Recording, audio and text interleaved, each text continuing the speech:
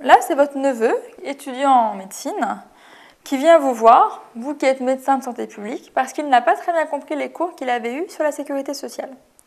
Il vous pose donc des questions pour essayer d'y voir plus clair dans l'espoir que vous puissiez clarifier tout ça. Donc première question, il vous demande quel est le régime principal de la sécurité sociale. Donc là, bien sûr, le régime principal, c'est le régime général des travailleurs salariés.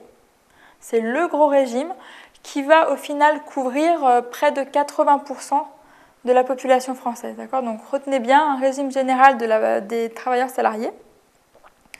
On a à côté de ça certains autres régimes, souvent spécifiques en fonction du métier en fait, des personnes. On a notamment la mutualité sociale pour les agriculteurs. Donc ça, les agriculteurs, c'est toujours un peu à part en termes de protection sociale. On a aussi des régimes spéciaux pour, par exemple, les cheminots ou les fonctionnaires. D'accord ?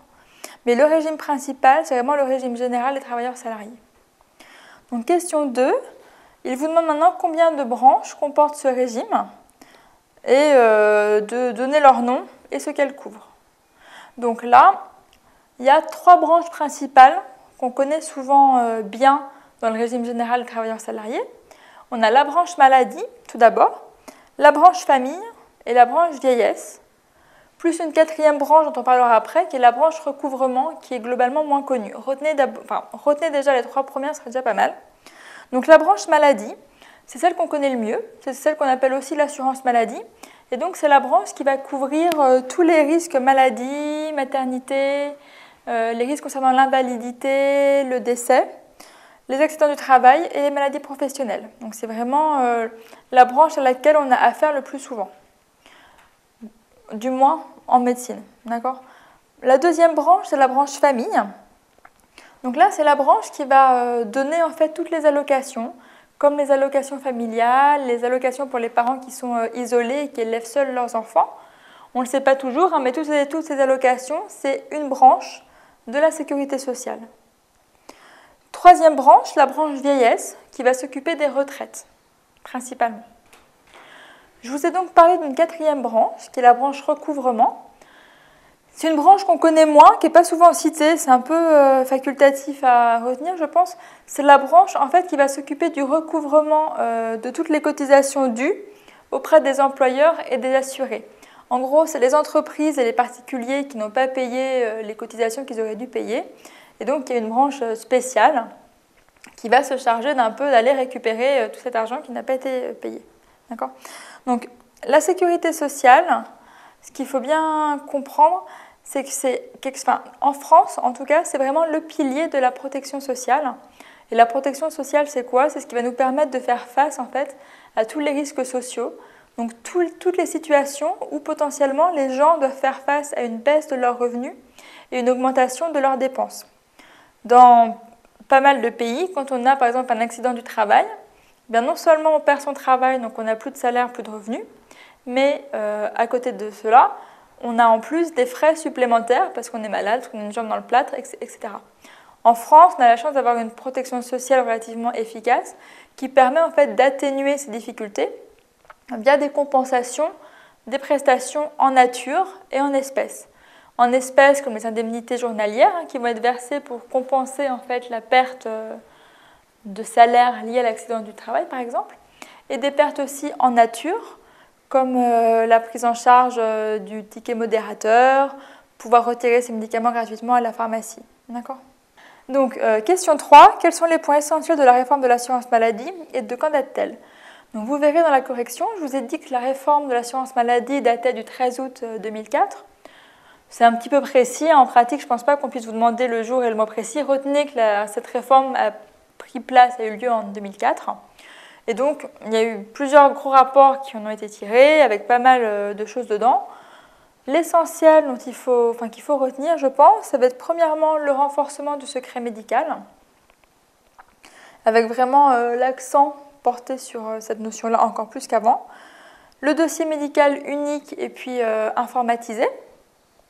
La formation de la haute autorité de santé, que vous connaissez pour ces fameuses conférences de consensus. La réforme aussi du médecin traitant et la mise en place d'un médecin traitant. Et enfin, la création de l'Union nationale des caisses d'assurance maladie, qui est l'INCAM.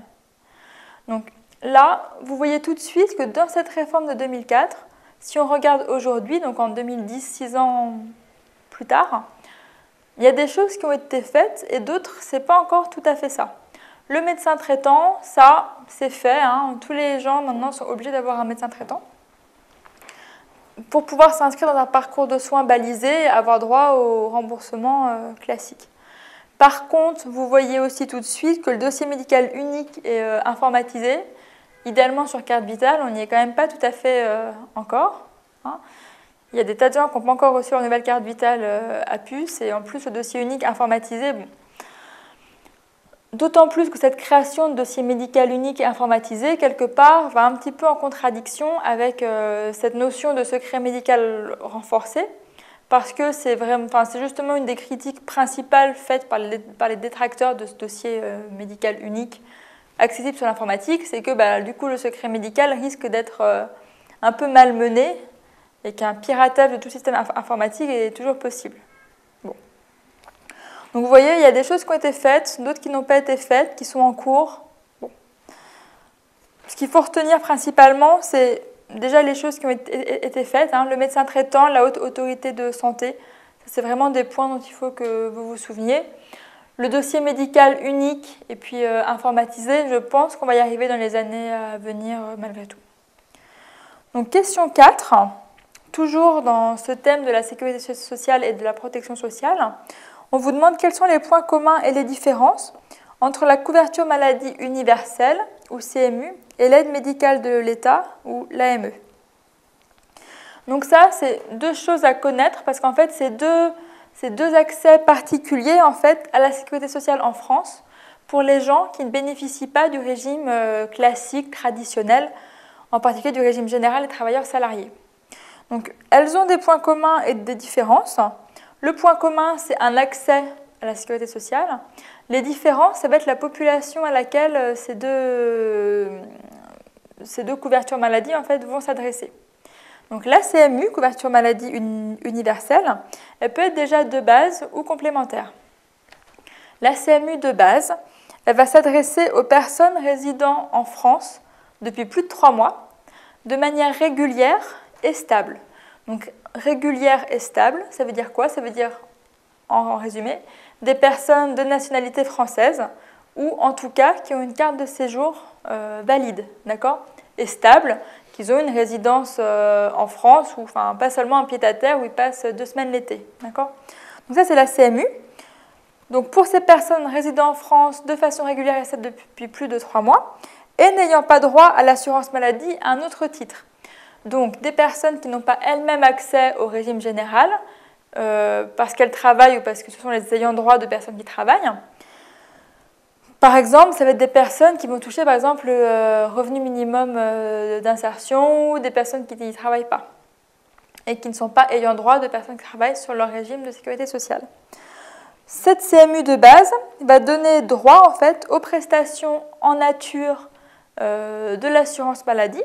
Donc tout ce qui va être prise en charge des médicaments, tiers payants, tickets modérateurs, ainsi qu'également à l'assurance maternité du régime général. Donc voilà pour la CMU de base. Associé, alors bien sûr, oui, la CMU de base, il y a un plafond de ressources également, tout le monde n'y a pas droit. La CMU complémentaire, elle est ouverte, pareil, à toutes les personnes en situation stable, régulière en France depuis plus de 3 mois, avec là un seuil également de ressources qui va être fixé par décret. Là, on est actuellement, je crois, dans les 632 €, quelque chose comme ça. Donc, pour les personnes qui gagnent moins de cette somme-là par mois, vont pouvoir avoir droit à la CMU complémentaire. Donc, cette CMU va permettre d'accéder gratuitement à une complémentaire de santé, d'accord, comme une mutuelle en fait supplémentaire, grâce à cette CMU complémentaire. Donc là, une question qu'on me pose souvent, c'est est-ce que par exemple les personnes qui touchent l'allocation pour les adultes handicapés y ont droit à cette CMU complémentaire? La réponse est non. Pourquoi? Parce que les seuils ont été faits de telle sorte que le seuil pour la CMU complémentaire est inférieur de quelques dizaines d'euros en fait à la somme de l'assurance pour les adultes handicapés. Ce qui va gêner beaucoup ces personnes-là, qui finalement vont être à 40 ou 50 euros de plus par mois, mais qui n'ont pas droit pour autant à une complémentaire santé de cette sorte. Donc pour ces personnes-là, qui sont en fait au-dessus du seuil, mais avec malgré tout des ressources relativement faibles, on a mis en place en fait un système d'accès en fait à des prix dégressifs à des mutuelles privées.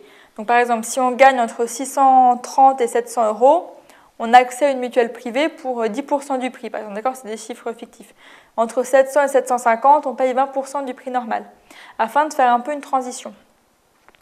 Donc cette CMU complémentaire, outre la prise en charge du ticket modérateur et du forfait hospitalier, a un avantage, c'est qu'elle permet aux personnes de ne pas faire l'avance des frais, ce qui est non négligeable quand on a des petits revenus et des médicaments potentiellement chers. D'accord ? Donc ça, c'était pour la CMU, CMU de base, CMU complémentaire. Maintenant, l'AME, l'aide médicale État. Ce qu'il faut retenir là, c'est que c'est là encore pour des personnes en situation, en France depuis plus de 3 mois, mais c'est des personnes de nationalité étrangère qui sont en France en situation qui est irrégulière. D'accord ? C'est des gens qu'on appelle les sans-papiers. D'accord ? L'AME, c'est pour les sans-papiers qui sont en situation irrégulière, donc en France. Elle va être donc délivrée à la personne qui en fait la demande ainsi qu'à la famille dont elle a la charge, avec 2 conditions, faire la demande et montrer effectivement qu'on est en France depuis plus de 3 mois. Donc là, comment faire pour prouver qu'on est en France depuis plus de 3 mois quand on est en situation irrégulière ? Quelque chose qui est souvent accepté par la sécurité sociale, c'est par exemple des factures d'électricité s'ils habitent dans un appartement par exemple. Ou sinon, en région parisienne, par exemple, là, chez Médecins du Monde, ils font beaucoup de dossiers de demande d'AME. Ce qui passe bien pour la constitution de ces dossiers, c'est l'achat en fait, d'un pass Navigo mensuel datant de 3 mois auparavant. Donc, ils photocopient ça, ils l'envoient, et ça passe. D'accord ? L'AME doit être renouvelée chaque année. Elle est valable pour 12 mois. Donc, chaque année, il faut refaire les démarches. Il y a également bien sûr pour l'AME une condition de ressources. Un étranger en situation irrégulière en France mais qui est milliardaire n'a pas accès à l'AME. D'accord ? On considère qu'il a les moyens de se payer lui-même ses soins médicaux. Donc voilà pour l'AME. Une question qu'on me pose souvent concernant l'AME et donc les personnes en situation irrégulière, c'est jusqu'à quel point peut-on être sûr en fait que ces personnes qui demandent l'AME, donc qui sont sans papier, qui n'ont pas le droit d'être en France, dans quelle mesure avec les politiques actuelles aujourd'hui, ne vont-elles pas être finalement dénoncées avec des fichiers croisés par exemple et être reconduites à la frontière. Donc vous savez peut-être qu'il y a eu récemment des arrestations justement dans des caisses primaires d'assurance maladie de personnes qui venaient retirer leur ticket, leur ticket pour l'AME. Ce qui est effectivement très problématique, parce que c'est un peu 2 politiques qui vont en sens contraire. En pratique, en théorie, c'est des fichiers qui ne sont pas censés être croisés. Le ministère de l'Immigration, par exemple, n'est pas censé avoir accès à tous les dossiers de la sécurité sociale concernant l'AME. D'accord ? Donc d'un point de vue éthique, c'est quelque chose d'important à savoir. Quand vous faites une demande d'AME, sachez que vous n'envoyez pas la personne à la frontière.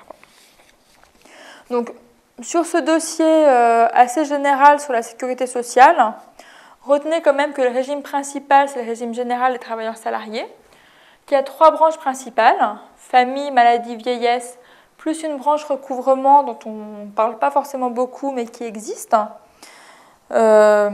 Retenez cette loi donc, de 2004 qui a réformé l'assurance maladie.